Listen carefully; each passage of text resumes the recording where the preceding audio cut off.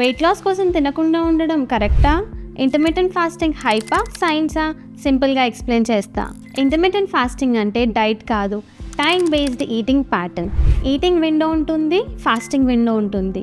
Calorie count కన్నా timing important. Fasting విండోలో insulin levels తగ్గుతాయి, బాడీ స్టోర్డ్ ఫ్యాట్ని ఎనర్జీగా యూజ్ చేయడం స్టార్ట్ చేస్తుంది. అందుకే weight loss and metabolic health improve అవుతాయి. సైంటిఫిక్ స్టడీస్ ప్రకారం ఇంటర్మిటెంట్ ఫాస్టింగ్ వల్ల ఫ్యాట్ లాస్ ఇంప్రూవ్ అవుతుంది, ఇన్సులిన్ సెన్సిటివిటీ ఇంప్రూవ్ అవుతుంది, క్రేవింగ్స్ కంట్రోల్ అవుతాయి. బట్ కన్సిస్టెన్సీ ఉంటే మాత్రమే రిజల్ట్స్ ఉంటాయి.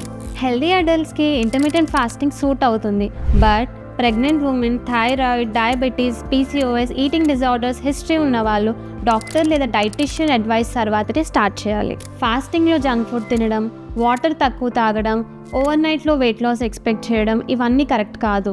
ఇంటర్మిటెంట్ ఫాస్టింగ్ మ్యాజిక్ కాదు, it's a science based tool. మీ బాడీకి ఇంటర్మిటెంట్ ఫాస్టింగ్ సూట్ అవుతుందా అని తెలుసుకోవాలంటే visit colours or comment diet, మేము గైడ్ చేస్తాము.